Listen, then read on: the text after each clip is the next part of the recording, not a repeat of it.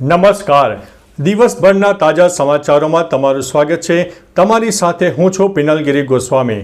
સમાચારો વિસ્તારથી જાણીએ એ પહેલા મહત્વના સમાચારો ઉપર એક નજર. મિત્રો, આજની વિડીયોમાં વાત થશે સૌપ્રથમ હવામાન વિભાગની આગાહી. ગુજરાતમાં અત્યારે ઠંડીનું જોર જોવા મળી રહ્યું છે, પરંતુ આગામી 2-3 દિવસમાં ઠંડીનું જોર ઘટે તેવી સંભાવના છે.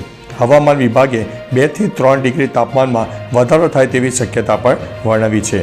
બીજી તરફ બંગાળની ખાડીમાં ઉદ્ભવેલું વાવાઝોડું હવે સંપૂર્ણ નબળું પડી ચૂક્યું છે, પરંતુ તેની અસરના ભાગરૂપે થઈને 7 અથવા તો 8 ડિસેમ્બર સુધી દક્ષિણ ભારતમાં વરસાદની શક્યતા રહેલી છે. અન્ય સમાચારની વાત કરીએ તો પાન કાર્ડ બનાવતા પહેલાં ખાસ વાંચી લો આ સમાચાર.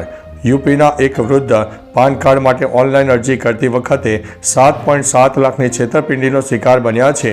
વૃદ્ધ કનિષ્ક પાંડે તેમના પૌત્ર માટે પાન કાર્ડ માટે અરજી કરતા હતા. તે યુએઈમાં રહે છે. ત્યારે હેલ્પલાઇન નંબર પર ફોન કર્યો હતો. તે સમયે છેતરપિંડી કરનારાઓએ અરજી પ્રક્રિયા પૂર્ણ કરવા માટે તેમના આધાર કાર્ડ, પાન કાર્ડ અને બેંક સંબંધિત માહિતી લઈ લીધી હતી. આ પછી તેમના ખાતામાંથી 7.7 લાખ રૂપિયા ઉપાડી લેવામાં આવ્યા છે. મિત્રો, અન્ય મહત્વના સમાચારની વાત કરીએ તો તેલંગાણામાં 5.3ની તીવ્રતાનો શક્તિશાળી ભૂકંપ આવ્યો છે. ભારતમાં ભૂકંપનો સિલસિલો વધી રહ્યો છે. નેશનલ સેન્ટર ફોર સિસ્મોલોજીના જણાવ્યા અનુસાર તેલંગાણામાં ભૂકંપ આવ્યો છે, જેની તીવ્રતા રિક્ટર સ્કેલ ઉપર 5.3ની માપવામાં આવી છે. આ ભૂકંપ મુલુગુમાં આવ્યો હતો, જેની ઊંડાઈ જમીનથી 40 કિલોમીટરના અંતરે નોંધવામાં આવી છે. 5ની વધુની તીવ્રતાનો ભૂકંપ ખતરનાક છે, પરંતુ અત્યાર સુધી આ ભૂકંપના કારણે કોઈ જાનમાલના નુકસાનીના સમાચાર નથી. મિત્રો, અન્ય મહત્વના સમાચાર ઉપર નજર નાખીએ તો અંકલેશ્વર પ્રચંડ ધડાકા સાથે બ્લાસ્ટમાં 4 વ્યક્તિઓના મોત. સુરત સહકારી બેંક વગર વ્યાજે ખેડૂતોને આપશે લોન.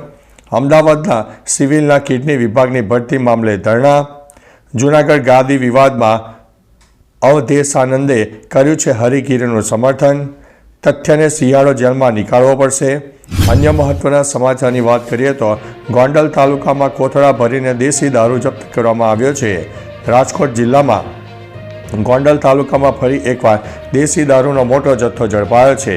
જે બાદ Rajkot rural local crime branch દ્વારા ગોંડલ તાલુકામાં ગોમઠા ચોકડી પાસે કાર્યવાહી કરીને દેશી દારૂના જથ્થા સહિત કાર મળીને કુલ રૂપિયા 2,96,000નો મુદ્દામાલ જપ્ત કરવામાં આવ્યો છે અને સાથે જ ફરાર કાર ચાલકની શોધખોળ પણ કરવામાં આવી છે. મિત્રો, અન્ય મહત્વના સમાચારની વાત કરીએ તો શિયાળાથી બચવા ટેકનોલોજીનો સહારો. 60 સેકન્ડમાં જેકેટ ગરમ. હવામાન ખાતા દ્વારા આ વર્ષે શિયાળામાં કડક ઠંડી પડશે તેવી આગાહી કરવામાં આવી છે. સુરતમાં તિબેટિયન માર્કેટમાં આ વખતે ખાસ એક ટેકનોલોજી ભરપૂર બફર ચાર્જર જેકેટ લોકોના આકર્ષણનું કેન્દ્ર બન્યા છે. જેકેટમાં વાપરવામાં આવેલી સ્પેશિયલ ટેકનોલોજીને લઈને ફક્ત 60 સેકન્ડમાં જેકેટ ગરમ થઈ જાય છે અને કડકડતી ઠંડીમાં પણ હીટરની જેમ ગરમીનો અનુભવ કરાવે છે. મિત્રો, અન્ય મહત્વના સમાચારની વાત કરીએ તો વીએચપી સહિતના હિન્દુ સંગઠનોએ ધર્માંતરણ મુદ્દે આવેદન આપ્યું છે.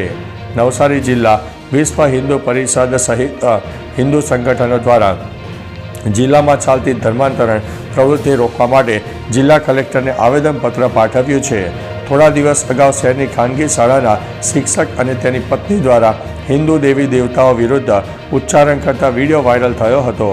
આ મામલે બંને વિરુદ્ધની કાર્યવાહી થઈ રહી છે. તાપી જિલ્લાની જેમ ધર્માંતરણમાં આગળ ન વધે એવી ચિંતા વ્યક્ત કરવામાં આવી છે. મિત્રો, અન્ય મહત્વના સમાચારની વાત કરીએ તો રાજ્યમાં 40 સ્થળોએ રેડની કાર્યવાહી ચાલુ. રાજ્યના 3 બિલ્ડર ગ્રુપને ત્યાં દરોડા પાડવામાં આવ્યા હતા. આ દરોડામાં ઇન્કમટેક્સ વિભાગની ટીમને કરોડો રૂપિયાની દસ્તાવેજ ઉપરાંત રકમ રોકડમાં લીધી હોય એવી ઓન મની એન્ટ્રી મળી છે. સાથોસાથ 10 કરોડથી વધુની રોકડ તેમજ બોગસ લોનની એન્ટ્રીઓ મળી આવી છે. 34 સ્થળોએ પાડેલા દરોડામાં 6 સ્થળોએ ઉમેરો થતાં હાલ 40 જેટલા સ્થળોએ દરોડાની કામગીરી ચાલુ છે. આ ઉપરાંત 15 બેંક લોકર પણ સીઝ કરવામાં આવ્યા છે. મિત્રો, અન્ય મહત્વના સમાચારની વાત કરીએ તો પોલીસ સ્ટેશનથી 100 મીટરના અંતરે હત્યા. રાજકોટના ભક્તિનગર પોલીસ સ્ટેશનથી માત્ર 100 મીટરના અંતરે આવેલી નીલકંઠ સિનેમા નજીક સામાન્ય બોલાચાલીમાં હત્યાનો બનાવ બન્યો હતો. ભક્તિનગર પોલીસ સ્ટેશન નજીક ચાની કીટલી પર બેસવા બાબતે હાર્મિસ ગજેરા નામના યુવાનની દોલતસિંહ સોલંકી નામના શખ્સે હત્યા કરી નાખી. હત્યા બાદ દોલતસિંહ ફરાર થઈ ગયો હતો. પોલીસે આરોપીઓનો સરઘસ કાઢીને તેને કાયદાનું ભાન કરાવ્યું હતું. મિત્રો, અન્ય મહત્વના સમાચારની વાત કરીએ તો અંબાલાલ પટેલે ફરીથી ગુજરાતીઓને ધ્રુજાવ્યા છે. હવામાન નિષ્ણાત અંબાલાલ પટેલે ડિસેમ્બરમાં ઠંડી વધવાની આગાહી જણાવી છે. અંબાલાલની આગાહી મુજબ ઉત્તર ગુજરાતના મહેસાણા, બનાસકાંઠા, સાબરકાંઠા અને પંચમહાલના આસપાસના વિસ્તારમાં લઘુત્તમ તાપમાન 12થી 15 ડિગ્રી સુધી રહેવાની શક્યતા છે. જોકે હાલ 3 દિવસ સુધી લોકોને ગરમીથી રાહત મળશે નહીં તેવી હવામાન વિભાગે આગાહી કરી છે. મિત્રો, અન્ય મહત્વના સમાચારની વાત કરીએ તો વૃદ્ધો અને બાળકો રહો એલર્ટ, ગાઈડલાઈન જાહેર કરવામાં આવી છે. રાજકોટ મહાનગરપાલિકા દ્વારા શહેરીજનો માટે ગાઈડલાઈન જાહેર કરવામાં આવી છે.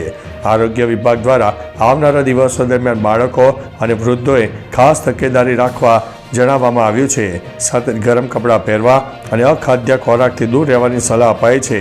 નવજાતથી લઈને 1 વર્ષ સુધીના બાળકોનું ખાસ ધ્યાન રાખવા અપીલ કરાઈ છે.